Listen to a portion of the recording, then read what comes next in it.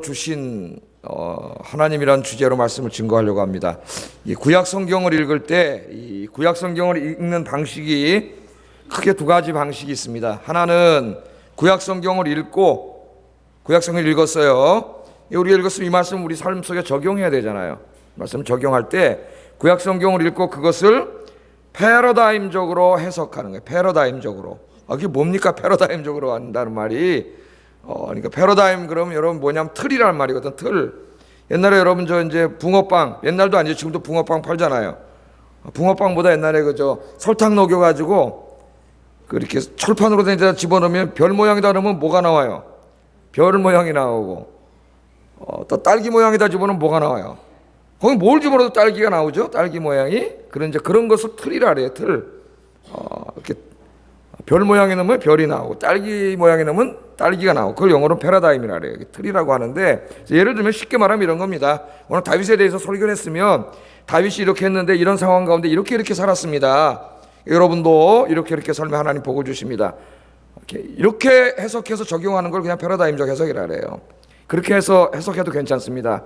성경 말씀을. 또 하나는 이 구약의 말씀이 단지 여기에서 우리에게 어떤 모범적인 교훈만을 주는 게 아니라 신약 시대에 어떻게 이루어졌는지, 신약 성경에서 어떻게 완성됐는지, 또 그것이 종말론적으로는 어떻게 완성되는지, 이렇게 통시적으로 성경을 이렇게 읽는 방식이 있어요. 그래서 이제 여호수아서를 공부를 하는데 이 두 가지 방식을 다 사용해서 지금 성경을 공부하고 있습니다. 그래서 오늘 말씀도 이제 모범적인 말씀보다는 이 말씀이 신약 시대에 어떻게 이렇게 완성이 됐는지, 또 종말론적으로 어떻게 완성이 됐는지, 그런 각도에서 오늘 말씀도 같이 한번 읽어보겠습니다. 모범적으로 이 말씀을 이해하려고 그러면은 그 이해가 잘 안 되고 적용할 게 별로 없어요. 그죠? 그래서 그렇게 한번 적용을 해보겠어요. 자, 1절부터 6절까지, 오늘 이 말씀이 1절부터 6절까지 하고 7절부터 24절까지 이렇게 나뉘어져 있습니다. 나뉘어져. 1절부터 6절까지는 동쪽 지역, 가나안 동쪽 지역, 그러니까 요단강 건너기 이전이죠. 건너기 이전의 동쪽 지역에 대한 이야기고, 7절부터 24절까지는 서쪽 지역, 이제까지 우리가 공부했듯이 여호수아가 요단강 건너가지고 이제 여리고성부터 점령하기 시작했죠. 그 남쪽 북쪽으로 점령한 그런 이제 이 31개 성읍들에 대한 이야기, 크게 이제 두 가지로 나뉘어 있어요. 그래서 지도를 잠깐 한번 보면은, 오늘 이제 이 말씀을 여러분 보시면은 이스라엘 자손이 1절에 보면 요단 저편 해돋는 쪽 곧 아르바논 골짜기에서 헤르몬 산까지, 여기가 요단강, 이게 흐리게 나오네요. 진하게 안 나오는구나. 여기 요단강이잖아요. 그죠? 여기 요단강, 여기 요단강. 여기 요단강인데 흐려서 잘 안 보이네. 저 끝에가 헤르몬 산이에요. 요단강 이렇게 이 동쪽, 해 뜨는 쪽이 동쪽이잖아요. 헤르몬 산이고, 그 다음에 오늘 여기 또 그 다음 어디라고 그랬어요? 아르바 골짜기가 이 제일 밑에 이쪽에 아르바 골짜기. 그러니까 이걸 말하는 거예요. 여기서부터 여기까지 이 동쪽 지역. 이걸 말하는 겁니다. 이 지역이에요. 자, 그리고 여호수아는 요단강을 여기서 건너가지고, 잘 안 보여요, 어디인지. 요단강을 건너가지고 이 중부지방으로부터 점령해서 남쪽을 점령하고, 그 다음에 북쪽을 이렇게 점령해가지고 여기서부터 이 단부터 부엘세바까지 이렇게 다 이제 점령한 이 내용들을 오늘 여기 이야기를 하고 있어요. 그래서 이 서쪽의 왕들은 몇 명이에요? 때려 죽인 왕이. 몇 명 때려 죽였어요, 여기는? 열심히 안 읽었죠. 딴 생각, 이상한 지명 왕, 사람 이름 나는 거 집중 안 해서 그래. 예? 읽었는데 왜 몰라요? 제일 끝에 절에 몇 명이나 남았어요? 31명. 예, 그래서 줄 쳐놓으세요. 31명입니다. 자, 이 동쪽 지역은 여호수아가 점령한 지역이 아닙니다. 모세가 살아있을 때, 기억나시죠 여러분? 민수기 말씀 읽어보면, 성경 많이 읽으셔야 돼요. 모세가 살아있을 때 요단강 건너기 전에 그 동쪽 지역을 다 점령을 했죠. 동쪽 지역을. 그리고 모세는 요단강 건너가지 못했어요. 거기서 죽었습니다. 모압 평지에서. 그렇게 건너가고 싶었는데, 그죠? 생각나시죠? 느보산에 올라가가지고 그 보니까 이 요단강 서쪽에 쫙 적각거리 흐르는 땅이 있는데, 이거 원래는 자기가 들어가기로 지금 그리고 나왔잖아요. 하나님이 그 사명을 받고 나왔는데 하나님 앞에 죄를 져가지고 못 들어가요. 그래서 느보산에서 기도하잖아요. 하나님, 저 영광스러운 땅에 나를 들어가게 하소서. 근데 하나님 뭐라 그랬어요? 그 기도는 다시는 하지 마라. 읽을 때마다 두렵습니다. 난 이 말씀 읽을 때 굉장히 두려워요. 내가 나도 모르게 하나님 앞에 죄를 짓고 범죄함으로 하나님 원래 나에게 주시기로 했던 그 어마어마한 이 축복을 내가 누리지 못하고 요단강 건너가지도 못하고 거기서 죽는데, 거기서 계속 기도하지만 하나님이 응답하지, 그 기도는 그만, 아무리 기도해도 응답하지 않음. 또 그런 기도 어디 있어요? 다윗도 그래요. 다윗도 성전, 그것도 뭐 나쁜 일 하려고 그런 게 아니에요. 성전을 짓고 싶은데 하나님이 너는 안 됨. 왜? 전쟁에 나가서 사람을 너무 많이 죽였어요. 성전 지을 자격이 없음. 여러분, 주님 앞에 갈 때까지 잘 사셔야 돼요. 말씀대로. 그래야 그 하나님의 영광과 축복을 많이 누리지, 내 죄악으로 내 인생을 물들이면 그런 하나님의 영광의 복을 누리지 못해요. 하나님 주시고자. 우리 성경이 우리에게 그걸 보여줘요. 그렇게 내가 지금 해석한 거를 패러다임적 해석이라 그래. 아셨죠? 아, 내가 그렇게 살면 안 되겠구나. 에? 그렇게 성경 읽어도 된다고요, 여러분. 혼자 읽으실 때.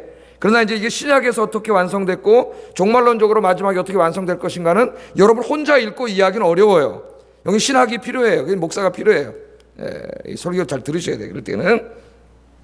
자, 모세가 여긴 점령을 했고, 그게 이제 1절부터 6절까지 내용이고, 7절부터는 이제 여호수아가 그 모세가 죽은 다음에 지도자가 돼가지고 요단강부터 건너지 않습니까? 여러분, 우리 다 공부해 왔어요. 요단강 건너서 이제 다 31개의 성읍들을 점령한 내용이 마지막 절까지 이렇게 다 나와 있습니다. 그래서 여기 보면은 이 가나안 땅의 왕들을 쳐 죽였다 그래. 쳐 죽였다고. 끔찍한 말이었습니다. 쳐 죽였다는 내용, 그 말이 강조돼서 나오고요. 그 뺏은 땅을 각 지파에게 나누어 줬다. 이 두 가지에 오늘 좀 초점을 맞추려고 그래요.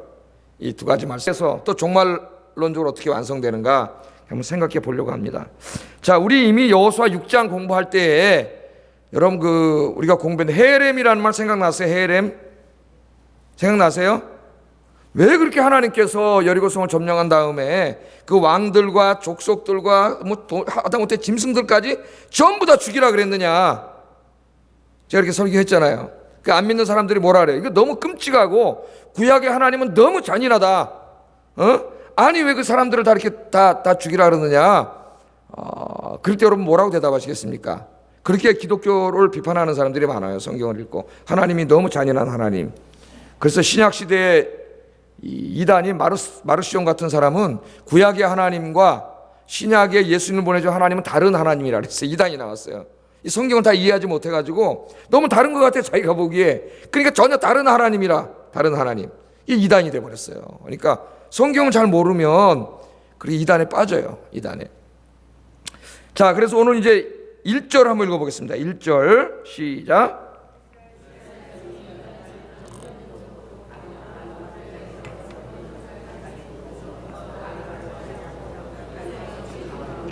예, 아르바, 아까 이 기도의 그쪽 동쪽을 다 차지하고 그 땅에서 쳐 죽인 왕들은 이러하니라. 그 왕들을 다 어떻게 했다고요? 쳐 죽였어요. 왕들만이 아니라 그 족속들을 다 죽였죠. 그 다음에 또 7절에 서쪽 한강이 아니라 요단강 건너가가지고, 예? 왜 한강이 나오냐 갑자기.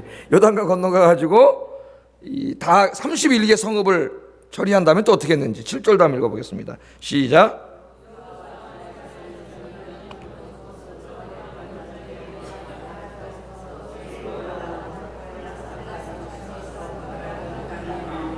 예, 쳐서 멸한, 똑같은 말이죠. 뭐 쳐 죽인, 쳐서 멸한 왕들은 이러하니라 그리고 쫙 오늘 그거밖에 안 나오고 맨 끝에 31명이다. 31명의 왕을 죽였다. 그렇게 말합니다. 자, 이게 끔찍한 거라 그랬어요? 이거 어떻게 설명하라 그랬어요? 헤렘이 뭐예요, 여러분? 헤렘이 어떻게 설명해야 된다 그랬어요, 여러분? 기억 안 나세요?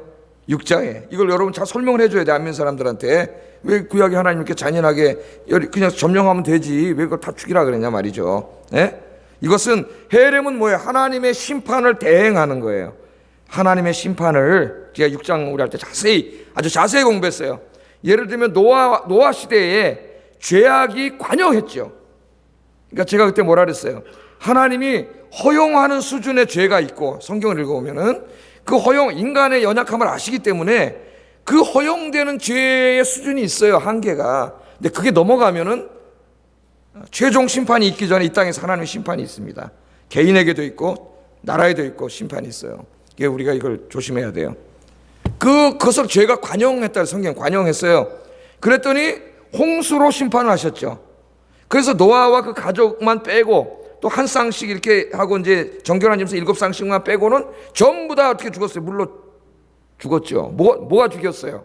물로 죽였죠. 물로 심판했어요. 또 소돔과 고모라 성 너무 막 거기 음란하고 죄가 가득해서 하나님이 허용하시는 한계치를 넘었어. 이 국가들도 마찬가지예요.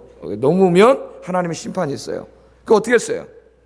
유황불이 하늘에서 유황불이 떨어져 가지고 롯의 가족만 빼곤 다 죽었어요. 거기가 다 죽었어요. 이게 하나님의 심판이에요. 뭘로 하나님이 심판을 했어요? 불로 심판을 했죠. 이게 똑같은 거예요. 지금 가나안 땅도 그 죄악이 관영했어요. 하나님이 용서하고 봐줄 수 있는 한계를 넘어갔어요. 그래서 지난 우리 6장 공부할 때 창세기 15장에 아브라함한테 내가 이 가나안 땅 너한테 줄게. 하나님 그러면서 뭐라 그랬어요? 아직 이 땅의 죄악이 관영하지 않았기 때문에, 그러니까 아직 심판하실 때가 안 됐죠. 하나님이 네가 4대 만에 이제 다시 이렇게 애굽으로 갔다 돌아오리라 그렇게 약속을 했잖아요. 그런데 이제 지금 이 400년이 지난 이 시점에는 그 죄악이 어떻게 했어요? 관영했어요. 하나님이 심판하셔야 돼요. 뭐 물로 심판할 수도 있고, 근데 무지개로 이미 물로 심판 안 하신다 그랬어요. 유황불로 심판하실 수도 있는데 이 가나안 땅을 심판할 때는 누구를 사용하시는 거예요? 이스라엘 백성을 사용하셔서 하나님의 심판을 대행하게 하신 거예요. 이걸 헤렘이라 그래요. 헤렘. 그래서 그 땅의 죄악을 도말하심으로 거룩하게 하시는 거예요. 거룩하게. 이게 똑같은 거예요. 제가 그렇게 가르쳤어요. 여러분 이 말씀 잘 알고 있어야 됩니다. 이 정도는 가르쳤어요. 자, 한번 제가 이렇게 물어보겠습니다. 하나님께서는 사랑과 공의의 하나님의 가장 큰 속성 중에 하나가 하나님의 사랑과 공의입니다. 하나님의 공의. 하나님은 공의로우신 하나님이에요. 하나님의 공의함, 공의로움은 이 세상의 악을 심판하실 수밖에 없어요. 심판하실 수밖에. 제가 구역장님도 수련회 가서 그렇게 재밌게 설명을 했는데, 여기 한 사람이 왔어요. 하나님 앞에 섰어요. 그래서 하나님이 딱 이렇게 했다. 너 살인죄 졌지? 그랬더니 그 사람, 네, 제가 살인죄 졌습니다. 인정을 해서 살인죄를 졌어요. 그랬더니 하나님이 재판을 하시는데 제가 살인죄를 졌습니다. 그랬더니 너 무죄. 그렇게 얘기했다고 한번 생각을 해봐. 너 무죄. 그럼 그 하나님이 의로운 하나님이에요? 불의한 하나님이에요? 불의한 하나님이죠. 아니, 그 판사라고 생각해보다. 판사. 제가 판사예요. 사람 5명 때려 죽인 사람 여기 와 있어. 국민들의 관심이 많은데, 여기 딱 내가 사랑이 많아 나는. 그래갖고 딱 앉아있어요. 5명 때려 죽인 게 다 밝혀졌어요. 누구누구 홍길동 무죄. 난 사랑이 많으니까 무죄. 그럼 이 재판관이 어떤 재판이에요? 국민들이 와 사랑 많다 그럴까요? 어떻게 할까요? 저런 한심한 좀 불의한 재판관 당장 뭐에 잘리겠죠. 그건 사랑이 많은 게 아니라 뭐 한 거예요? 불의한 거예요. 불의해. 공의로운 재판관은 그 사람 지은 죄에 대해서 심판을 하셔야 돼요. 심판을. 또 이렇게도 한번 생각해 보세요. 살인죄 졌어요. 살인죄. 사형! 하나님인데 사형! 로마서 1장에 보면은 사형을 언도하셨습니다. 이미 인간에게 하나님께서. 사형 언도하셨어요. 그 사형을 시켜야 되는데 사형을 안 시키고 그 다음날 보니까 뒤로 몰래 빼줬어. 풀어줬어. 그럼 이 재판관이 사랑이 많은 재판관이에요? 불의한 재판관이에요? 불의한 재판관이지 그 재판관은 사랑이 많은 재판관이라 아무도 얘기하지 않아요. 그러니까 하나님이 이 땅의 인간의 악에 대해서 심판하셔야 공의로운 하나님이야. 이해가 되시죠? 이미 사형 언도를 했어요. 사형을 시켜야 공의로운 하나님이에요. 사형받을 죄를 지었는데 하나님 무죄 그러면 그건 불의한 하나님이 돼요.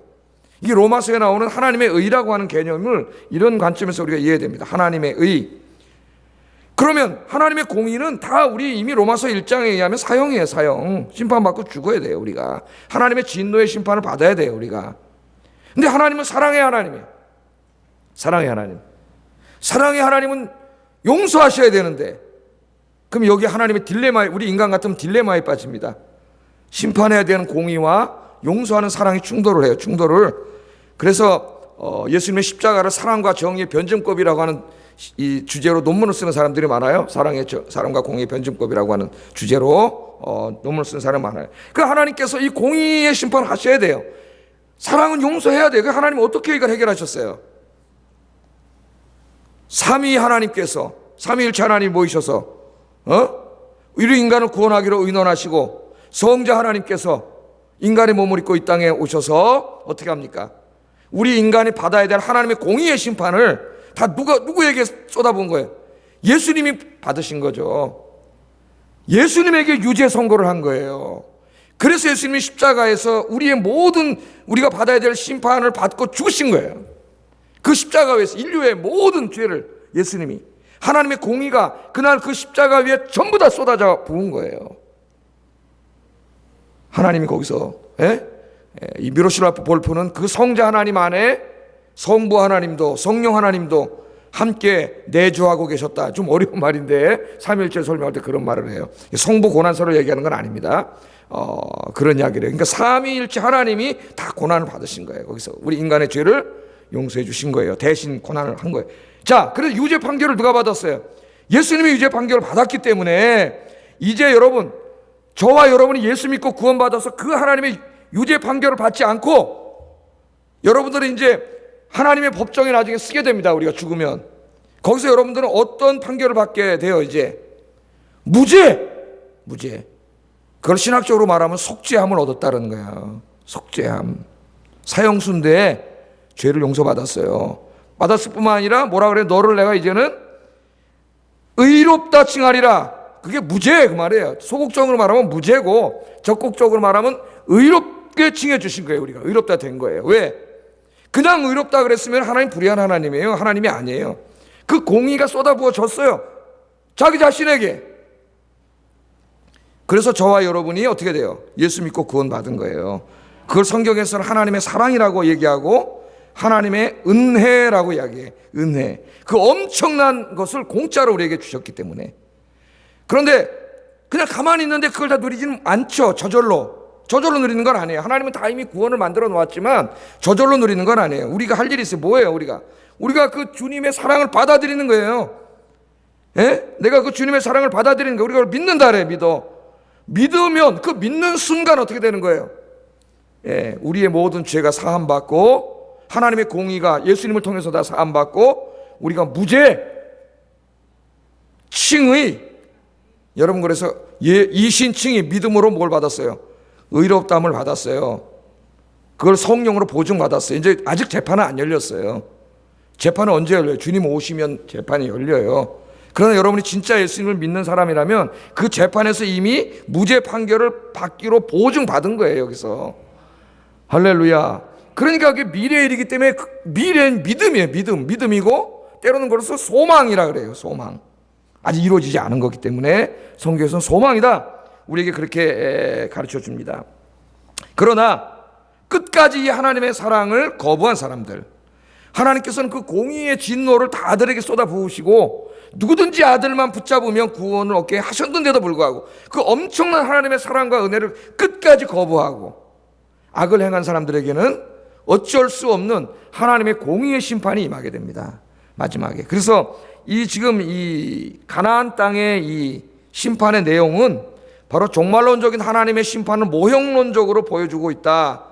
제가 그렇게 이야기를 했죠. 모형론적으로 보여주고 있는 그런 말씀이다. 그러면 우리가 좀 이 하나님의 심판에 대해서 수요일이니까 조금 더 깊이 한번 공부를 해보겠습니다. 종합편으로 오늘 좀 공부를 해보겠어요. 자, 하나님이 오늘 예수님이 오셨어. 재림하셨어요. 그러면 여러분 하나님 심판이 있어요. 이 모든 악에 대한 심판이 있습니다. 악에 대해서 다 하나님 심판을 하셔요. 첫째 누구를 심판하시느냐? 이 모든 악의 근원이 되는 사악한 영적인 권세자, 어둠의 권세자를 심판하세요. 그리고 그의 졸개들 누구예요? 사탄, 마귀와 귀신들이에요. 귀신들. 이 어둠의 영들이 다 심판을 받아요. 베드로전서 2장 4절 한번 읽어보겠습니다. 시작.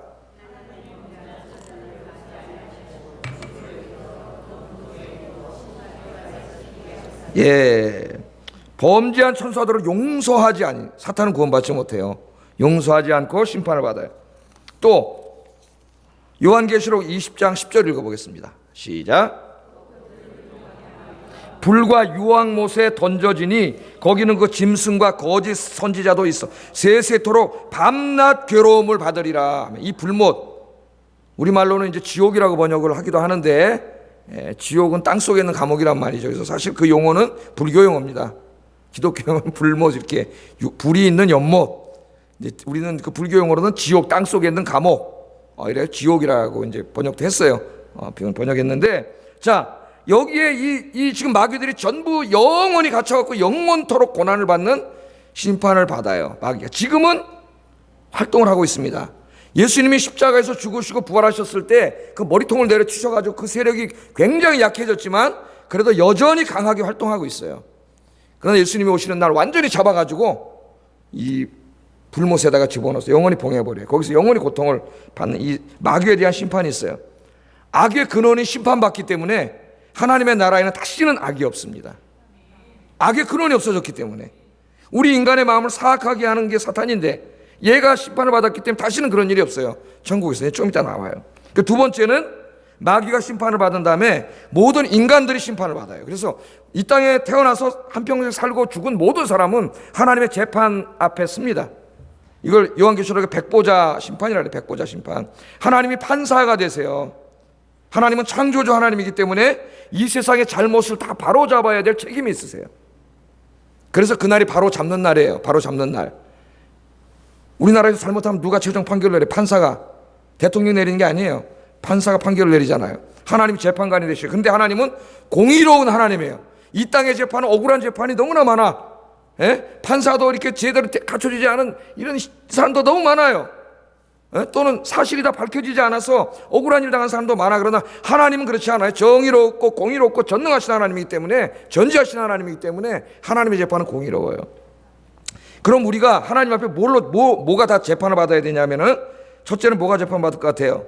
한평생 동안 우리가 행한 행위들, 우리의 행위들이 전부 재판받습니다. 이걸 잘 아시고 사셔야 돼요, 여러분.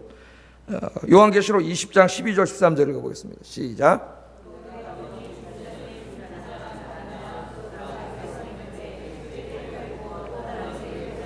곧 생명책이라 죽은 자들이 자기 행위를 따라 책들에 기록된 대로 심판을 받으니 바다가 그 가운데서 죽은 자들을 내주고 또 사망과 음부도 그 가운데서 죽은 자들을 내주매 각 사람이 자기의 행위대로 심판을 받고, 마지막 때 오면 바다가 문을 열고 땅이 문을 열고 죽은 자들이 다 부활해가지고 하나님 앞에서 심판을 받는데 뭐에 따라서 심판을 받아요? 자기 행위를 따라. 그런데 그 자기 행위가 어디 기록되어 있어요? 책에, 하나님의 책에 여러분의 행위가 다 기록되어 있어요. 책이. 그래서 그 행위에 따라 재판을 받는다.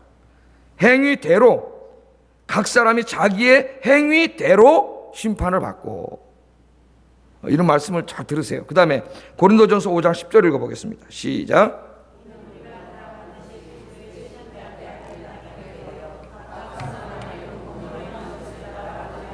아멘. 이거 똑같은 말씀이죠. 그리스도의 심판대 앞에 나타나 거기 서서 선악간의 그 몸으로 육체로 행한 것에 따라 재판을 받게 된다. 재판을 받게 된다. 그러니까 여러분 지금까지 살아오신 것과 오늘부터 또 주님 앞에 갈 때까지 살아온 모든 내용과 행위들이 다 하나님의 책에 기록이 돼 있어가지고 여기에 따라서 이제 차창모 그러면 이 책이 딱 이제 책으로 했어요. 요새 성경을 썼다면 컴퓨터라 그랬을 거예요 아마. 이해하기 쉽게 거기 쫙 다 기록이 되어 있다는 거예요. 쫙 기록이 되어 있어요. 자, 두 번째 뭐가 재판을 받느냐? 이 땅에 살면서 우리가 입 밖으로 내뱉은 말들이 심판을 받습니다. 말들이. 마태복음 12장 36절 읽어보겠습니다. 시작.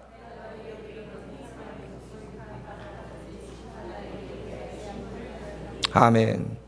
우리 말씀은 잘 말을 조심해야 돼요, 여러분이니까. 무슨 무익한 말을 하든지 심판날에 이것에 대해서 신문을 받으리라. 우리가 말로 죄를 얼마나 많이 져요.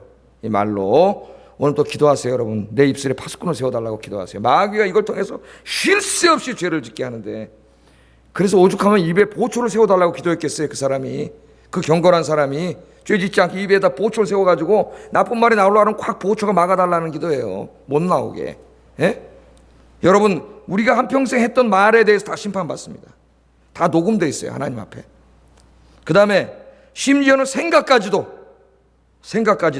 고린도전서 4장 5절 읽어보겠어요. 시작.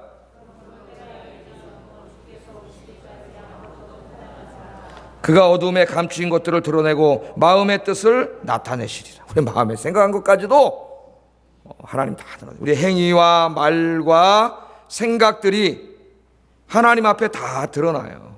그래서 하나님이 그것을 기준으로 해서, 그렇죠, 판사가 누구를 재판하려면 그 사람의 어떤 범죄 사실에 대해서 재판을 해야 되잖아요. 그러니까 그것을 기준으로 재판한다는 얘기예요. 기준으로 다 재판을 합니다. 그 하나님 앞에 섰어요. 오늘 주님이 오시면 그 재판 앞에 한 사람 다 서요. 우리가 자, 차창모 유죄, 그럼 지옥 가는 거예요, 여러분. 내 행위와 말과 내 생각에 대해서 유죄 판결을 받으면 천국에 못 가고 지옥 가지, 지금 마귀가 간 여기 들어가서 영원히 불못 속에 사는 거예요. 그런데 하나님께서 무죄, 그럼 어떻게 되는 거예요? 천국에 가는 거예요. 어렵다 칭하는 거예요. 그게 구원이에요, 여러분. 그 우리의 이 칭의는 종말론적인 구조를 가지고 있어요. 마지막에 완성되는 거예요. 그 재판이 아직 열리지 않았어요. 재판이. 그럼 여러분 이제 재판을 받으면 오늘 다 하나님 앞에 섰습니다. 유죄 판결 받을 것 같아요? 무죄 판결 받을 것 같아요? 두려운 거예요. 하나님 말씀을 읽으면 유죄, 그럼 끝나는 거예요. 여러분 근데 이렇게 죄를 많이 졌는데 어떡하죠? 엄청나게 졌는데, 예? 내가 유죄 판결 받은 거 어떻게 했다고 우리 예수님이 십자가에서 2000년 전에 다 저주를 받고 심판을 받으셨어요. 그래서 정말 그 마음에 예수 그리스도를 마음으로 영접하고 죄 짓지 않으려고 애쓰면서 살고, 인간의 연약함 때문에 어쩔 수 없이 실수로 죄를 지었다면은 그때 정말 통에 자복하고 하나님 앞에 눈물로 기도한 그런 사람들은 이 하나님의 보호자 심판대 앞에 섰을 때 하나님이 뭐라고 판결하실까요? 무죄, 무죄. 할렐루야. 오늘 수협에 나오신 분들은 다 무죄 판결 받는 구원받은 분들인 줄로 믿습니다. 구원받은 분들이. 할렐루야. 그러니까 이게 얼마나 감사한 거예요, 여러분. 제가 좀 이게 두렵게 설교를 했어요. 유죄, 그럼 끝나는 거예요, 여러분. 유죄 그러면. 그러니까 오늘부터 어떻게 예수 믿고 나의 죄를 사해 주신 은혜 감사하면서 어떻게 살아야 돼요? 이 죄 짓지 않도록 행동을 통해서, 말을 통해서 내 마음 속에 죄 짓지 않도록 기도하면서 거룩한 삶을 살아가야 되고, 우리 새벽에도 공부했잖아요. 계속 사악함이 더 악해진다고. 내가 혹시 인간의 연약함 때문에 실수로 죄 짓게 되면 눈물로 기도하고, 기도할 때마다, 우리 회개할 때마다 하나님 어떻게 해주셔요? 다 용서해 주세요. 용서해 주세요. 그래서 주님 앞에 의로운 백성으로, 구원받은 백성으로, 무죄 판결받고 하나님의 자녀로 인정받는 우리 아영교인들 되시기를 주의 이름으로 축복합니다. 여러분은 이미 무죄 판결을 받았어요. 거기서 판결을 내리겠지만 이미 여기서 이미 보증을 받았어요. 왜? 여러분이 정말 마음속에 예수 그리스도를 구주로 영접하고 제가 설교한 대로 그렇게 살기려고 몸부림치고 있다면 그건 바로 여러분이 구원받았다는 증거예요. 증거. 그러나 교회는 왔다 갔다 하지만은 그런 삶의 증거가 나타나지 않는 사람은 구원받았다 할 수 없어요. 성경이 이것을 우리에게 가르쳐줘요. 자기를 돌아봐야 돼요. 철저하게 하나님 앞에 회개하고, 생명이 살아있는 동안은 기회가 있습니다. 자기 자신을 돌아보고 철저하게 회개하고 주님 앞으로 돌아오면, 우리 주님은 탕자의 아버지 모습처럼 그 누가 오더라도 그 넓은 품으로 다 품어주세요. 할렐루야. 아무리 극악무도한 죄인이라도 주님 앞에 나오면 주님이 다 품어주실 줄 믿습니다. 오늘 이 시간에 그런 시간이 되기를 주의 이름으로 축복합니다. 그래서 이제 가나안의 족속들을 멸한 것은 하나님의 종말론적인 심판에 대한 모형적, 예표론적으로 그걸 보여준다. 종말론적으로 그렇게 이제 해석을 했습니다. 6장과 함께. 자, 그다음 두 번째 오늘에서 또 이제 강조되고 있는 게 뭐냐면은, 이렇게 이제 그들을 땅을 뺏고 죽인 다음에 그 땅을 각 지파에게 어떻게 했다고 나와요? 나누어 줬다고 나와요. 나누어 줬다. 땅을 분배해 줬다. 이렇게 나옵니다. 그런데 이 신약 성경을 읽다 보면, 특별히 바울 서신을 읽다 보면 사도 바울이 이 하나님 나라에 대해서 설교하고, 하나님께서 하나님의 자녀들에게 하나님 나라를 유산으로 상속해 주신다 그러죠. 에베소서 공부할 때도 우리가 많이 공부했어요. 그 나라를 상속해 주셔. 하나님께서 우리에게 주세요. 우리 하나님 아버지잖아요. 우리는 자녀잖아요. 우리가 하나님의 자녀가 됐다는 것은 상속자가 됐다는 거예요. 상속자. 우리 아버지가 엄청 부자시거든요. 아세요, 여러분? 모르세요? 여러분 아버지 엄청 부자세요. 이 우주가 다 아버지 거예요. 이 우주가, 여기까지 지구에 지가 저 강남에 땅 100평만 있어도 부자라고 뽀기고 사는데 이 우주가 우리 아버지 거예요. 우리 아버지가 이거를 여러분이 상속해 주세요. 그래서 그 상속해 주는 것을 설명할 때에 항상 사도 바울은 가나안 땅을 나눠주는 이것을 가지고 설명을 해요. 가나안 땅을 나눠준 걸로. 그러니까 이 가나안 땅을 분배해 주는 것은 종말론적으로 보면은 뭐에 대한 모형이 돼요? 하나님 나라를 우리에게 상속해 줌에 대한 모형이 돼요. 성경 구절 몇 개만 찾아보겠습니다. 에베소서 1장 18절 시작.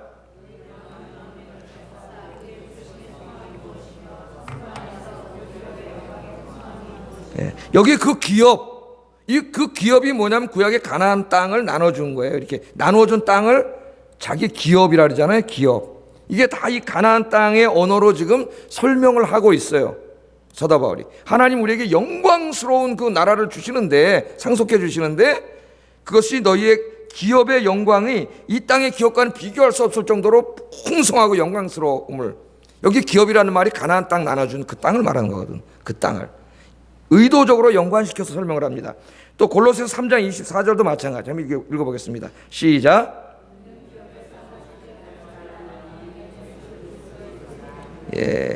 예수님을 섬기는 사람들에게 그 기업을 상으로 주신다는, 기업을 상으로 준다고도 하고 때로는 유산으로 준다고도 말하는데, 그 기업이 가나안 땅이에요. 이 땅. 이걸 지금 신약이 어떻게 완성됐는가를 보여주는 거예요. 그 언어로 얘기하는 거예요. 또 골로새서 1장 12절도 읽어보겠습니다. 시작.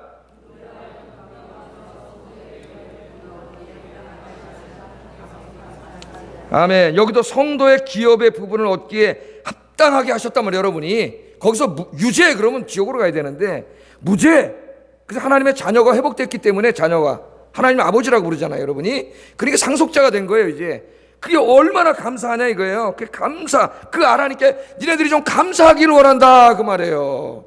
이 땅에서 그냥 돈 몇 푼 그런 거 가지고 감사하지 말고, 이 하나님의 나라를 여러분에게 주심에 대한 그 상속자가 되게 하심에 대해서 감사하며 살아라. 아주 오늘 여러분 이 시간에 그 감사가 회복되길 바랍니다. 이때도 또 뭘 사용해요? 가나안 땅 나눠줄 때 그 땅 나눠줄 때 얼마나 감사했어요. 그들이 자기 땅 한 평 없었는데, 땅 한 평 없었잖아요. 광야에서 40년 살고 못 당했어. 거기 들어갔는데 하나님 공짜로 다 나눠줬는데, 공짜로 다 이렇게 땅을 나눠줬잖아요. 그렇게 나눠주듯이 이 땅에 천국이 임했을 때 그 천국에 있는 땅을 여러분에게 그렇게 나누어 준다는 거예요. 여러분이 상속자. 누구의 상속자예요? 하나님의 상속자예요. 빌 게이츠까지 아무것도 안 해요. 구글 사장 아무것도 안 해요. 요새 구글 사장이 뜨고 있는데, 하나님이 여러분 아버지고, 이 우주에 먼지도 안 되잖아. 지구는 여기에. 이 광활한 우주에 이것을 하나님이 상속해줘요. 그 상속해주는 것을 설명할 때 바울은 가나안 땅을 이렇게 기업으로 나눠주는 그 언어를 사용해서 일부러 얘기했다는 거예요. 그러니까 이게 굉장히 연관성이 있겠죠. 그래서 제가 지난주에 어떻게 가르쳤어요? 아브라함에게 약속했던 후손에 대한 약속이 문자적으로 해석하면 이스라엘 민족이지만, 신약으로 보면 어떻게 완성된다 그랬어요? 인종적인 이스라엘이 아니라 예수 그리스도를 믿는 믿음의 자손들이 아브라함의 영적인 후손인 영적인 이스라엘이 된다. 그렇게 완성된다 그랬죠. 그러니까 우리 교회가 그 후손의 약속이 성취된 것이고, 아브라함에게 땅에 대한 약속은 저 팔레스타인의 조그만 지금 이스라엘 땅 예루살렘 그거 약속이 아니고, 그거 신약에 뭐로 성취된다고? 하나님의 나라로 성취된다 그랬잖아요. 하나님의 나라. 그건 하나님 나라에 대한 모형에 불과하고, 이 하나님의 나라, 그리고 이 하나님 나라의 상속자가 바로 누구예요? 여기 땅 나눔을 받는 사람들이 바로 지금 여러분이 될 거라 그런 말입니다. 할렐루야. 이해가 다 되시죠? 이런 관점에서 바울 서신을 읽으면 성경을 훨씬 더 잘 이해할 수가 있어요. 잘 이해할 수가 있습니다. 자, 그러면 하나님께서 우리에게 유산으로 주실 땅은 어디 있습니까? 어디 있어요? 구약 시대에는 이제 적과 꿀이 흐르는 그 땅 지금 나눠줘가지고 막 기분이 째지고 지금 이 사람들이 막 그렇지 않습니까? 야, 가나안 집, 너 루벤 지파 있죠? 갓 지파 있죠? 문하세 지파 있죠? 또 거기 나눠가지고 니네 무슨 가문은 이쪽 막 땅을 막 이만큼 주는데, 와, 여러분, 하나님 지금 오셔가지고요, 이 마포구 탁 하나님 다 뺏으셔가지고, 야, 아영교 성도 다 모여. 너 이쪽에 아현동 네 땅, 염리동 네 땅. 좋아요, 안 좋아요? 기분 막 째지잖아요. 그럼 막 기분, 시체 말로. 그거 생각해 보시라고. 종말에 마지막 때 그런 일이 벌어질 거라면 생각해 보란 말이에요. 그런 용어로 설명을 하고 있으니까, 그럼 그 땅이 어디냐 이겁니다. 여기서 많은 이 전통적인 교회가 오해해 왔다는 거예요. 그럼 뭘 오해했냐면은, 이 천국이 어디냐? 천국이. 천국 하늘천 나라국. 하늘에 있는 나라네? 그럼 뭐예요? 우리가 죽어가지고 우리 영혼이 가서 사는 저 하늘나라로 이해를 했어요. 하늘나라. 이 서양의 기독교도 마찬가지예요. 많은 기독교인들이 지금도 그렇게 이해하고 있습니다. 우리가 죽어서 영혼이 하늘나라 가. 우리 저 불교에도 그렇고 딱 있잖아요. 또 우리 재래종교에도 있잖아요. 하늘, 저승, 저승에. 그래서 착하게 산 사람은 저승 저 하늘에 가고 못된 놈 어디 가요? 지옥에 가잖아요. 지옥에. 원래 우리 전통 종교에는 그게 나눠 있지 않아요. 그런데 저승에 간다 그랬는데 나쁜 짓 한 사람이나 좋은 짓 한 사람 다 저승에 같이 가면 이게 도덕적으로 말이 안 되잖아요. 근데 불교를 가만히 보니까 불교는 나뉘어 있어요. 이게. 그래서 나눈 거예요. 불교는 6군데 있잖아요. 윤회할 때. 그래서 저승, 좋은 저승이 있고 나쁜 저승이 있어요. 나쁜 저승. 그렇게 하잖아요.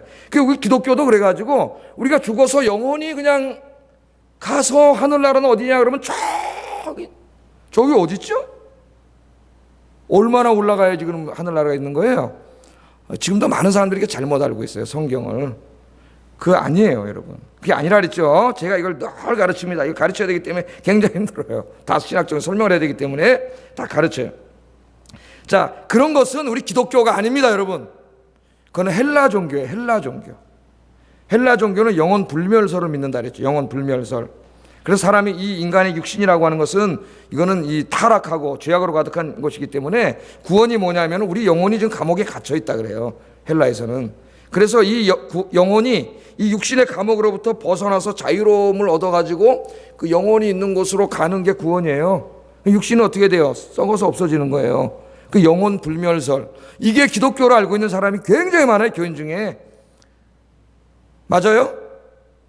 헷갈리잖아. 만든 것 같기도 하고 아닌 것 같기도 하고. 그 영혼이 가서 저 하늘나라 천국에서 영혼이 하나님과 함께 사는 겁니까? 그리고 이 땅은 죄악으로 물들어서 다 심판받아서 없어지는. 이렇게 이해하는 사람 아마 50% 이상일 겁니다. 우리 대한민국. 지금 요새 또 막 가르치고 이래가지고 되는데 상당히 잘못된 생각을 가지고 있어요. 이것은 성경을 철저히 왜곡한 것이다. 그래서 첫째, 우리는 뭘 믿어요? 영혼 불멸설을 믿는 게 아니라 우리 뭘 믿어요? 이제부터 잘 여러분 공부를 해서 아셔야 됩니다. 이단들에게 넘어가지 말고. 뭘 믿어요? 우리는 육체의 부활을 믿어요. 할렐루야. 영혼 불멸을 믿는 게 아니에요. 육체의 부활을 믿어요. 죽으면 어떻게 된다 그랬어요? 영혼은 지금 영혼 대기 저 하늘 낙원이라고 우리 말 낙원에 하늘에 가서 안식해. 안식. 육신은 땅에 묻히거나 화장해가지고 다 거기서 없어져요. 분리가 일어나죠. 영과 육의 분리가 일어납니다. 그래서 육은 없어지고 영만 지금 요한계시록에 보면 어디 있어요? 하늘 보좌 앞에 거기 낙원에 영만 부활의 그날을 기다리면서 안식하고 있어요. 안식. 자, 이런 상태로 계속 역사가 진행되다가 우리 예수님이 이 땅에 재림하실 때 어떻게 된다 그랬어요? 이 죽어서 없어진 줄 알았던 이 잿더미가 된 줄 알았던 육신을 하나님이 부활시키는 부활. 그런데 그 부활은 이런 썩고 병들고 이런 몸이 아니고 영광스러운 몸, 주님의 부활을 하셨을 때 그 영광스러운 몸으로 영적인 몸으로 부활을 해가지고 안식하고 있는 영과 다시 지금 이렇게 하나로 돼 있잖아. 이렇게 만나서 부활의 몸을 이룬다 그랬죠. 부활의 몸. 우리가 믿는 것은 바로 그 부활입니다. 육신의 부활을 믿어요. 할렐루야. 최근에 저 카톨릭의 이재민이라고 하는 신부가 어떤 강연에서 기독교 성경에서 말하는 부활은 없습니다. 이런 망발을 했습니다. 망발을. 어떤 기독교 강연에서 우리가 이 땅에 살면서 예수님의 십자가의 정신, 그 사랑의 정신대로 우리가 사는 게 그게 부활입니다. 지금 자유주의 신학가면 그렇게 가르쳐요. 마귀 새끼예요, 마귀 새끼. 신부가 아니고. 부활이 있어요. 우리는 육신의 부활을 믿어요. 자, 그 다음에 두 번째, 그러면 죄로 오염된 이 세상은 어떻게 됩니까? 여기서 또 오해가 있어요. 많은 기독교인들이 이 죄로 인해서 이 세상은 다 파멸되어서 없어질 거라고 생각을 해요. 그리고 하나님이 또 새로운 세상을 만들 거라고 생각을 해요. 아니면 저 하늘이든지, 그렇게 생각을 해요. 그런 게 아니에요, 여러분. 그것도 이교 사상이에요, 이교 사상. 그렇게 한 사람이 있어요. 만일 여러분 하나님이 창조하신 이 창조 세상이 마귀가 죄악으로 더럽혀놔가지고 이게 그냥 파괴돼서 멸절된다면은 하나님은 실패자가 되는 거예요. 하나님이 만들어 놓은 이 선하신 세상이 마귀에 의해서 파괴되면은 하나님 마귀한테 진 거예요. 성경은 그걸 가르치지 않아요. 그걸 가르치지 않아요. 로마서 8장에 보면은 이 타락한 세상도, 죄악으로 가득 찬 세상도 하나님의 구원을 기다리고 신음하면서 기다리고 있다. 그래, 기다리고 있다고. 그래서 이 세상이 멸절되고 없어지는 게 아닙니다, 여러분. 우리 예수님이 재림하시면 1차적으로 심판이 있어요. 이 땅의 모든 사탄과 악에 대한 심판이 이루어지고, 그 다음에 죄악으로 병든 이 세상을 하나님이 어떻게 해요? 치유하세요. 치유. 이 세상 똑같은 이 세상을 치유하시고 회복하셔서 이 땅을 하나님의 나라로 새롭게 이렇게 회복하는 것이지 이 땅이 없어지는 게 아니에요. 근데 많은 기독교인들이 죄 때문에 없어진다고 생각을 해요. 없어져. 우리 영혼만 중요하다고 생각해요. 헬라 종교. 기독교하고 아무 상관없고 성경 가르치면 아무 상관없는데 이제까지 굉장히 오랫동안 이런 식으로 생각을 해왔다고요. 우리 교회와 성도들이 그것이 잘못입니다. 그래서 이 땅이 다 회복되는 하나님의 나라가 돼요. 하나님의 나라. 그것을 하나님의 나라라 하기도 하고 때로는 천국이라고도 해요. 천국. 마태복음에는 천국이라고 번역을 했어요. 천국이라고 말을 했고 마가복음, 누가복음 보면 하나님 나라라고 했어요. 하나님 나라. 요한복음에는 영생이라는 말을 대신 많이 써요. 왜냐하면은 마태복음에 왜 천국이라 그랬냐면 천국은 하늘들의 나라를 번역한 거예요. 하늘들의 나라. 유대인들은 하나님을 발음하지 않습니다. 3계명, 내 이름을 망령되 일컫지 말라. 그래서 그걸 문자적으로 받아 하나님을 발음하지 않아서 아직도 하나님의 이름이 정확하게 뭔지 몰라요. 우리가 여호와 뭐 야훼 그러는데 정확히 몰라요. 그 사람들은 아도나이라고 읽었어요. 그냥 주님이라고 읽었다고. 그러니까 유대인들에게 복음을 전하려고 기록한 마태복음은 굳이 유대인들이 혐오감을 일으키는 하나님을 발음할 필요가 없어요. 그래서 하나님 나라라고 하지 않고 하늘들의 나라라 해서 하늘들의 나라.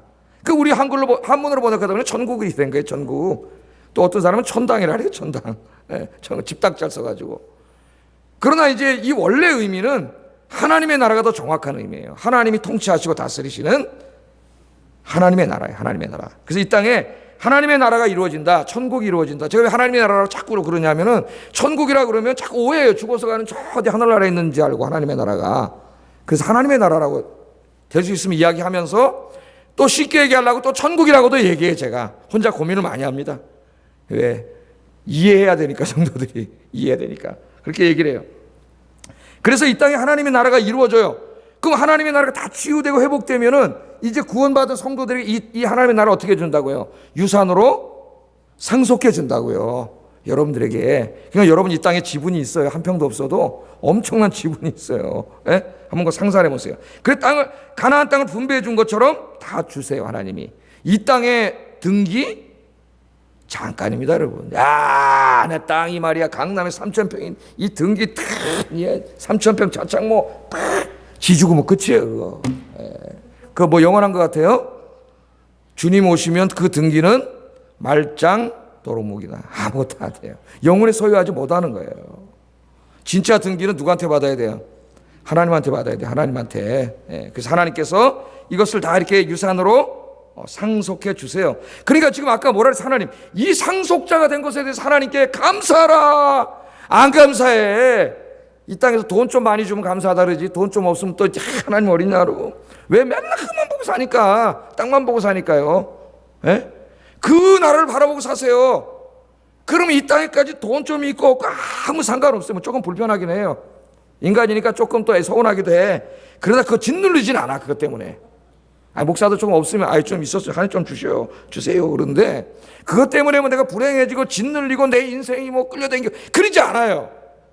물론 인간이 연약하기 때문에 조금 그런 건 있어요. 목사도. 그러나 기도하면은 이까짓 거 뭐 이거 휴지 조각도 안 되는 거야. 이거.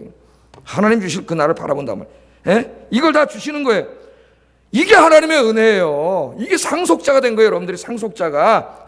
이게 기독교 신앙의 핵심이고 종말론이고 기독교 역사관이고 우리의 소망에 우리 궁극적인 소망이 거기에 있는 거예요. 여러분. 할렐루야. 그런데 그 먼 미래의 이야기 자 손에 잡힐 것 같지도 않은 이야기를 하면은 성도들이 잘 이렇게 실감이 안 올 것 같으니까 자꾸 이걸 현세 축복으로 바꿔서 교회에서 설교를 해가지고 성경을 왜곡시키고 있어요. 왜곡. 내일 새벽에 제가 그쪽 부분에 대해서 이제 자세히 좀 설명을 할 거예요. 이 번영과 이 가짜 복음에 대해서. 내일 새벽에 나오세요. 자세히 설명할 테니까. 그래서 여러분, 이제는 이 땅에 소망 두지 말고, 이 땅에 소망 두지 마세요. 우리가 소망 둔다는 것은 이 땅을 하나님 나라로 만드는 일에 우리가 쓰임 받는 데 소망 두세요. 변화시키는 데. 그러나 그 땅 자체를 뭐 더 소유하고 얻으려고 거기다 소망 두지 마세요. 그럼 마귀한테 맨날 끌려다녀요. 마귀한테. 서지 말고 하나님 나라 소망 두고, 내가 하나님 자녀고 내가 하나님의 상속자고, 이거 감사하면서 주님 맡기신 사명 잘 감당하는 여러분 되기를 주님의 이름으로 축복합니다. 그러면 이 하나님께서 우리에게 주신 하나님의 나라는 어떤 나라일까요? 다 공부했지만 오늘 종합편으로 제가 어떤 나라일까요? 첫째는 모든 피조물과 인간들이 싸우지 않고 다투지 않고 전쟁하지 않고 미워하지 않고 하나가 돼가지고, 우리 에베소에서 공부했죠? 한 분 하나님을 섬기고 조화롭게 사랑하며 사는 나라예요. 다툼과 싸움, 전쟁이 없어요. 이사야 11장 6절 8절 읽어보겠습니다. 시작.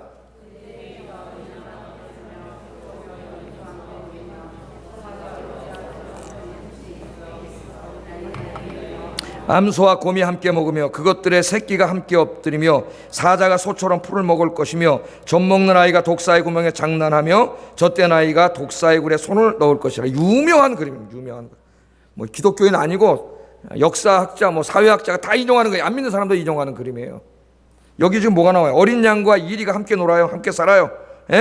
원래는 어린 양 보면 이리가 잡아먹어야 되는데 이 땅에서는 지금 잡아먹지 않아요. 또 어린 양과 이리가 조화를 이루어서 평화롭게 이렇게 살고 있는 상징적인 모습을 보여줍니다. 표범이 어린 염소와 함께 누워 있습니다. 송아지와 사자가 함께 살아요. 여긴 잡아먹는데 어린아이가 사자와 송아지와 함께 놀고 있습니다. 암소와 곰이 함께 먹고 있고 그 새끼들이 사이좋게 놀고 있습니다. 아이가 독사의 구멍에 손 집어넣고 장난쳐도 물지 않아요. 그리고 노래도 있죠.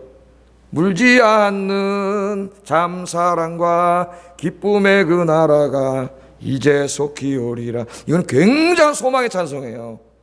이건 무슨 율동하면서 막 이리 부르는 노래가 아니에요. 이런 노래는 비장하게 우리가 소망을 가지고 불러야 될 찬송이에요. 그 나라가 속히 오리라 그러잖아요.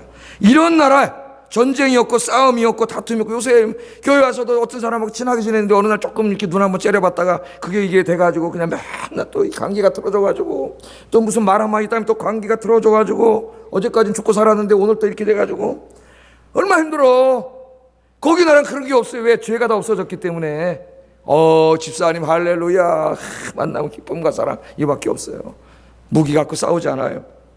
그래서 이사야 2장 4절에 이렇게 말합니다. 읽어보겠습니다. 시작.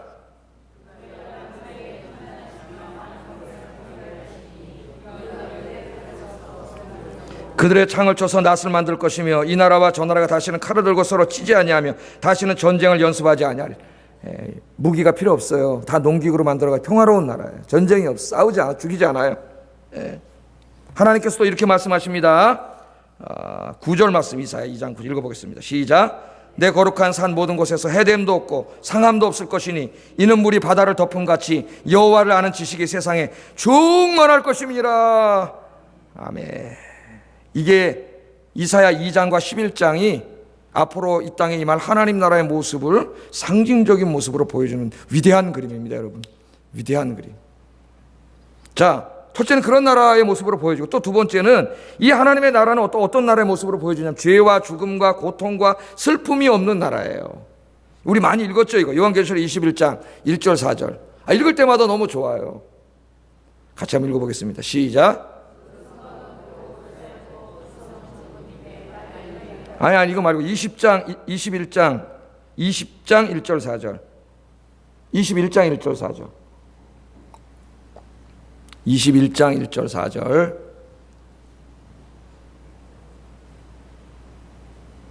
이게 여기 안 나온 모양이네. 제가 안 해갖고 온 모양이에요. 한번 찾아보세요. 길어서 안 써온 모양이에요, 제가.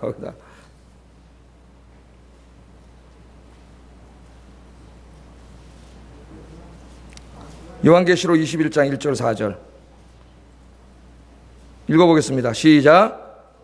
새하늘과 새 땅을 보니 처음 하늘과 처음 땅이 없어졌고 바다도 다시 있지 않더라. 또 내가 봄에 거룩한 성새 예루살렘이 하나님께로부터 하늘에서 내려오니 그 준비한 것이 신부가 남편을 위하여 단장한 것 같더라. 내가 들으니 보좌에서 큰 음성이 나서 이르되 보라, 하나님의 장막이 사람들과 함께 있음에 하나님이 그들과 함께 계시니 그들은 하나님의 백성이 되고 하나님은 친히 그들과 함께 계셔서 모든 눈물을 그 눈에서 닦아주시니 다시는 사망이 없고 애통하는 것이나 곡하는 것이나 아픈 것이 다시 있지 아니하리니 처음 것들이 다 지나갔음이로라. 아멘. 거기 죽음이 없습니다. 죽지 않아요. 예? 죽음 때문에 우리가 얼마나 슬픈 가운데 빠집니까? 죽지 않아요. 죽음이 없어요. 죄가 없습니다. 슬픔이 없습니다. 고통이 없습니다. 그런 나라예요. 그런 나라. 여러분 또 어떤 나라냐? 또 다른 관점에서 하나님 나라를 보여주는데 21장 18절 21절에서는 이런 관점에서 하나님 나라를 보여줍니다. 같이 한번 읽어보겠습니다. 시작. 벽옥으로 쌓였고 그 성은 정금인데 맑은 유리 같더라. 그 성의 성곽의 기초석은 각색 보석으로 꾸몄는데 첫째 기초석은 벽옥이요, 둘째는 남보석이요, 셋째는 옥수요, 넷째는 녹보석이요, 다섯째는 홍만호요, 여섯째는 홍보석이요, 일곱째는 황옥이요, 여덟째는 노곡이요, 아홉째는 담황옥이요, 열째는 비치옥이요, 열한째는 청옥이요, 열두째는 자수정이라. 그 12문은 12진주니 각 문마다 한 개 진주로 되어 있고 성의 길은 맑은 유리 같은 정금이더라. 아멘. 이 세상에 그 어떤 나라도 이 하나님의 나라보다 더 아름답고 풍요롭고 고귀하고 영광스러운 나라가 없어요. 여기 보석으로 꾸며진 나라를 우리에게 보여주잖아요. 보석으로 꾸며진 나라. 이 세상에 그 어떤 나라도 하나님 나라의 변소도 안 됩니다. 변소도. 예? 이 땅에 무슨 그 궁궐에서 자기가 사는 하나님 나라의 쓰레기통도 안 돼요. 쓰레기통도. 지금 이 하나님 나라의 풍요와 아름다움과 이 고귀한 모습을 보여주려고 이 세상의 나라는 비교할 수 없는 그 모습을 보여주려고 지금 이렇게 그려놓은 거예요. 여러분 이런 나라에서 살고 싶지 않으세요? 여기서 살고 싶으세요? 그런 나라에 살고 싶으세요? 여기서 살고 싶은 사람이 여기서 사세요. 맨날 땅 쳐다보고 이렇게 하세요. 빨리 가고 싶지 않으세요? 이 나라에? 예? 빨리. 그래서 주기도문에서 뭐라 기도했어요? 주의 뜻이 하늘에서 이룬 것처럼 이 땅에서 속히 이루어지게 하여 주시옵소서. 매일 그렇게 기도하잖아요. 여러분 주기도문에 오면서 그 뜻도 모르고 기도하니까 그냥 주문해 오듯이 기도하는 거예요. 지금 이 나라가 빨리 이 나라가 없어지고 이 나라 주님이 준비하신 이 나라가 하늘에서 빨리 오게 해달라고 그렇게 기도하라고 주기도문 가르쳐줬잖아요. 주기도문을 그렇게 하라고. 그 기도를 맨날 드려야 하는데 그 기도는 싹 빼먹고 앞에 일용할 양식을 주옵시고부터 기도를 하잖아요. 우리가 일용할 양식을 주옵시고. 그러니까 마귀가 일용할 양식 가지고 자꾸 놀아요. 우리를. 그러셔야 돼요. 예수님도 뭐 갖고 놀으려고 데리고 왔어요? 맨 처음에 떡 가지고 40일 금식 기도하니까 떡 가지고 왔잖아요. 여러분 그걸 보세요. 뭘 갖고 찾아오는지. 돈 갖고 온다니까. 제가 뭐라 그랬어요? 마귀에게도 무시당하는 그리스도인 되지 말라 그랬죠. 이 나라에 대한 소망을 갖고 사시기를 주의 이름으로 축복합니다. 그럼 오늘 수요일에 다 공부합니다. 그럼 도대체 하나님 나라에서 구원받은 성도는 땅을 분배받았어요. 뭐하고 살 것 같아요? 여러분 뭐하고? 거기서 어떤 사람이 이야기합니다. 천국 좋은데요 목사님. 너무 심심하지 않을까요? 그거 보니까 뭐 영원한 안식을 누린다는데 맨날 누워서 잡니까? 아무 할 일이 없을 것 같은데요. 뭐 할 것 같아요 여러분? 심심할까요? 제가 옛날에 뭐라 그랬어요? 여러분이 이 땅에서 제일 재밌는 일, 즐거웠던 일 생각해 보라 그랬죠. 그거보다 1억만 배는 더 즐겁고 재밌는 일이 매일 벌어질 거다. 그런 얘기를 했어요. 첫째는 뭐합니까? 요한계시록 4장 5장을 보면은 우리 다 구역장님들 공부했는데 뭐하고 있어요?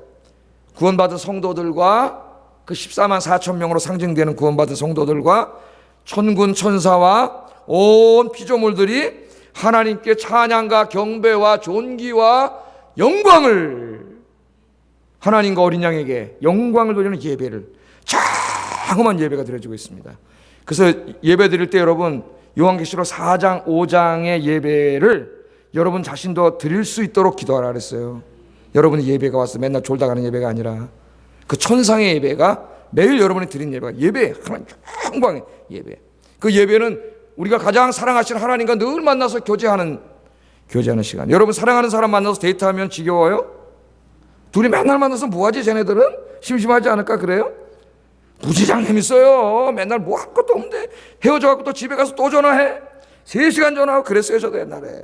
하루 종일 만났는데 또 집에 가서 뭘 또 전화를 하고 3시간 전화해. 또 새벽까지 잠도 안 자고. 예?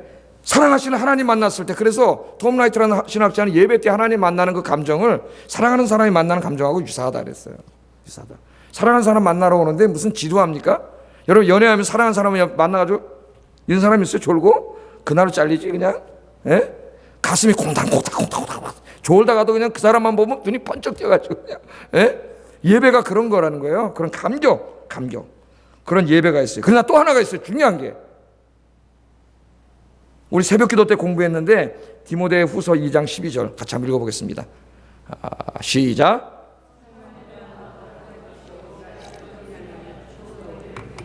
여기 인내로 끝까지 승리한 자들에게 왕노릇하는 권세를 주신다 그랬거든요. 천국에서 왕노릇.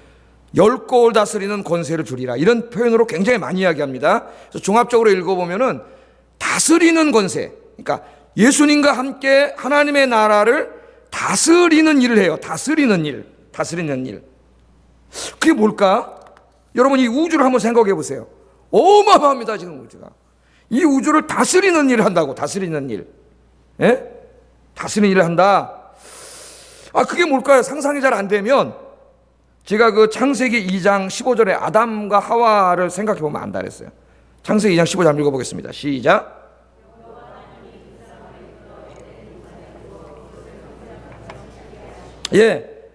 아담과 하와를 만든 다음에 에덴 동산에서 그냥 안식하고 가만히 살아라. 내가 다 입에다 갖다 먹여줄게.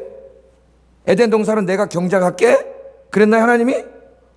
에덴 동산을 만들고 두 사람을 거기다 갖다 놓고 그것을 경작하고 지키는 일을 주셨다. 이게 바로 다스리는 거예요. 창세기에. 그러니까 똑같아요. 하나님이 에덴 동산을 아담에게 다스리게 하신 것처럼 이 땅을 다스리는 일을 주세요. 다스리는 일을. 그래서 그 다음 말씀에 뭐가 나면 아담이 이름을 지어줘요. 동물들을 쫙 하나님 데리고 오니까 동물들한테 다 이름을 지어줍니다. 아담이 이름을. 그 이름을 지어준다는 게 굉장히 창의적인 일이죠. 엄청난 상상력과 창의력이 동원돼야 그 일을 할 수 있는 일이에요. 그리고 에덴 동산을 경작하고 다스리는 것도 아무것도 없기 때문에 거기 하나님 주신 것들을 이용해가지고 창의적으로 그걸 만들어가는 거예요. 그게 문명이잖아요. 인간의 문명이잖아요. 그걸 만들어가는 거예요. 그래서 제가 새벽 기도할 때 그런 얘기를 하나 말씀을 드렸어요. 새벽 기도 나오신 분들은 기억이 날 텐데 텔레비전에 보니까 77살 된 할아버지가 77살 되시는데 굉장히 건강하시더라고. 그 우리나라 산을 다 올라다닌 게 지금도. 근데 산에 봉우리에 이름이 있는 봉우리들, 유명한 봉우리들이 있고 대부분의 산은 봉우리 이름이 없더라고요. 봉우리 이름이 없어요. 그러면 이 할아버지가 다 올라가가지고 뭐 핸드폰 무슨 앱을 가져가서 누르니까 고도가 몇 미터인지가 정확히 나와요. 그래서 그 봉우리에다 다 이름을 줘주더라고 자기가. 그리고 꼬리표를 다 붙여놨어요 보니까. 그 일을 지금도 하고 있어요. 무슨 암에 걸려가지고 죽을 뻔했는데 건강 찾으려고 등산을 시작했다. 이제 그 사명감을 갖고 하게 됐대요. 계속. 그래서 어떤 산에 올라갔더니 높이가 1800m가 나와. 1800m. 이름이 없어요 봉우리가. 그래서 그걸 꽂아놓고 거기다가 이름을 18봉이라고 이름을 짓습니다. 이름 잘 짓죠. 18봉. 그러니까 굉장히 상상력과 창의력이 뛰어난 할아버지예요. 이 일을 해요. 그래서 제가 이걸 생각해 본 거예요. 하나님 나라에서 우리가 왕노릇하는데 하나님의 이 나라를 다스리고 경작하고 이걸 아름답게 가꾸어가는 사명을 주시는 거예요. 하나님 만들어가는 사명을. 아담은 실패했어요. 왜? 죄를 졌기 때문에 하나님의 나라를 만들어간 게 아니라 인간이 만든 문명이 지옥이 돼버렸다고. 지금 겉으로는 화려하지만 지옥이 돼버렸어요. 그러나 이제 새로운 하나님의 나라가 만들어지면은 구원받은 사람들을 통해 원래 하나님이 의도했던 하나님의 나라가 만들어질 거예요. 그 사람들을 통해서 구원받은 사람을. 그 일이 뭐냐? 왕노릇하는 것인데 하나님의 나라를 경작하고 다스리고 지키는 것인데 무한한 상상력과 창의력을 동원해가지고 여러분들이 제일 재밌는 일이 뭐예요? 상상력과 창의력을 동원해 사는 일이 제일 재밌잖아요. 전 제일 재미없는 일이 주어진 일 맨날 이거 하면은 전 답답해서 못할 것 같아요. 그래서 목사가 잘 됐다. 설교는 맨날 창의적인 일, 맨날 만들어내야 돼. 예? 저는 이 판에 박힌 일 잘 못해요. 그래서 선생님이나 뭐 이런 일 하라면 전 못할 거예요. 맨날 똑같은 거 해야 되니까. 새로운 거, 설교는 맨날 새롭잖아, 이걸. 새롭게. 그러니까 무한한 상상력과 창의력을 발휘해가지고 하나님의 나라를 아름답게 만들어가고 가꾸어가는 그런 일들을 한다는 거예요. 왕적인 권세로. 할렐루야. 재밌을까요? 재미없을까요? 나는 그게 뭔지는 모르지만 무진자 흥미롭고 여러분 재밌어요. 여러분 그 막 이렇게 수 놓고 뜨개질하고 이러면서 이렇게 하시는 분들 보세요. 막 몰입해가지고 막 그걸 뭐 작품을 하나 만들잖아요. 그림 그리고 막 노래를 만들고 이런 사람들 보세요. 몰입하지 않습니까? 얼마나 재밌어요. 그런 일들 상상력과 창의력을 동원해서 하나님 나라를 이루어가는 막 더 가꾸어가는 그런 권세를 하나님 주신다고 그렇게 얘기했습니다. 여러분 그 나라 빨리 가고 싶지 않으세요? 예? 빨리 왔으면 좋겠어요? 기도하라 그랬어요. 빨리 오라고. 빨리 오게 좀 기도합시다. 우리 이 죄악 세상에 이거 소망 두지 말고 그 나라 빨리 오도록 우리가 기도해야 되겠어요. 제가 마지막 하나만 말씀드리고 설교를 마치겠습니다. 평생 동안 이제 무신론자로 살다가 나이가 먹어서 이제 하나님을 만나게 된 사람이 있죠. 유명한 사람 C.S. 루이스라고, 여러분 나니아 연대기라고 하는 책으로 안 믿는 사람에게도 잘 알려진 20세기 최고의 창의력이 뛰어난 상상력이 풍부한 기독교 작가 아닙니까? C.S. 루이스라는 사람이 죽기 전에 이런 말을 했습니다. 이 사람 하나님 나라에 대한 확신을 가지고 살았어요. 평생 동안 주님 만난 다음부터는. 죽기 전에 이런 말을 했다래요. 우리가 믿는다고 하는 말을 정말로 믿는다면, 하나님 나라 천국을 정말로 믿는다면, 즉 우리가 돌아갈 집이 어디엔가 있으며, 돌아갈 집이라는 건 천국을 말하는 거예요. 우리가 돌아갈 집이 어디엔가 있으며 이 세상의 삶은 이 집을 찾기 위해 방황하는 과정임을 믿는다면 우리가 그 집에 도착하는 날을 고대하지 못할 이유가 무엇입니까? 그렇게 얘기를 했습니다. 그러니까 정말 우리가 돌아가야 될 천국, 그 집이 이 땅과는 비교할 수도 없이 좋은 집이 있다는 걸 믿는다면, 그리고 이 땅의 삶은 그 집으로 가기 위한 지금 광야길을 걷고 있는 과정이라 한다면 왜 우리가 그 땅, 그 집에 찾아가는 길을 왜 그렇게 두려워하냐 이거예요. 빨리 가야지 자기 집에. 시인 이름은 잊어버렸는데 소풍이라는 시를 써가지고 우리 인생을 소풍이에 비유했습니다. 그 사람 소풍에. 그래서 소풍 마치는 날 즐거웠다고 말하리라. 나중에 제가 한번 주일 설교 때 말씀을 드릴게요. 이 중요한 시가 하나 있어요. 소풍 온 거로 그 사람 소풍 왔다가 잠깐 집으로 돌아가. 소풍 왔다가 좀 넘어져서 무릎도 깨지고 다칠 수도 있지만 그거 가지고 불행한 사람이 어딨냐. 내 집에 가면 다 치료받는데 집이 있는데. 잠깐 왔다 가는 인생 소풍이라고 비해요. 소풍이라고. 여러분 그 고대 가지 못할 이유가 어디? 이거 뭐 이렇게 두려워하냐. 우리 집에 가는 건데, 영원히 살 집에 가는 건데. 여러분 소풍 왔으면 집에 가야죠. 소풍 간 데서 계속 살라는 사람이 있어요? 빨리 집에 가야지. 왜 그걸 집에 가는 걸 두려워하냐 이거예요. 이 루이스가 죽을 병에 걸렸다는 것을 애통하게 여기는 한 여성 팬이 편지를 보냅니다. 안타깝다. 편지를 보내니까 이분이 이렇게 답장을 해요. 이 세상이 당신에게 너무 친절해서 세상을 떠나는 일이 유감스러운가요? 우리가 뒤에 남기고 떠나는 이 세상보다, 이것들보다 더 좋은 것이 우리 앞에 있습니다. 오히려 C.S. 루이스가 그를 위로합니다. 우리가 지금 놓고 가야 될 이 세상과 비교할 수 없는 더 좋은 것이 우리 앞에 있는데 뭐 이렇게 거기를 가는 게 죽는 게 이렇게 두려운 거냐. 슬퍼하지 말라는 거예요. 그날을 가는데 얼마나 확신을 가지고 있어요. 이 C.S. 루이스가 죽은 다음에 그 형, 이 워렌이라는 사람이 이제 쓴 글이 있습니다. 제가 이 루이스 책을 하나 번역한 게 옛날에 있는데, 순결한 영혼의 순례자 루이스가 이렇게 번역을 한 게 있어요. 책이 하나 지금 나와 있는데, 시중에. 여기서 이렇게 씁니다. C.S. 루이스 형이 말한 거예요. 이 루이스가 죽기 약 일주일 전에 내게 말했습니다. 이 세상에 보냄받아 해야 할 일은 다 마쳤고, 이게 중요해요. 하나님 주신 일. 해야 할 일은 다 마쳤고, 이제 난 갈 준비가 되어 있습니다. 다른 거예요. 하나님이 나에게 주신 일 다 마쳤고 난 갈 준비가 됐습니다. 집에. 누가 한 말하고 너무 비슷하죠? 사도 바울이 한 말하고 너무 비슷하네. 믿음의 길을 다 마치고 이제 하나님이 나에게 주신 상 있으니까 그 상 조심을 바라본다 했잖아요. 여러분 오늘 이 확신을 가지면, 루이스와 같은 확신을 가지면 오늘 이 시간 여러분의 인생이 바뀝니다. 무진장 행복해집니다. 제가 늘 이야기하죠.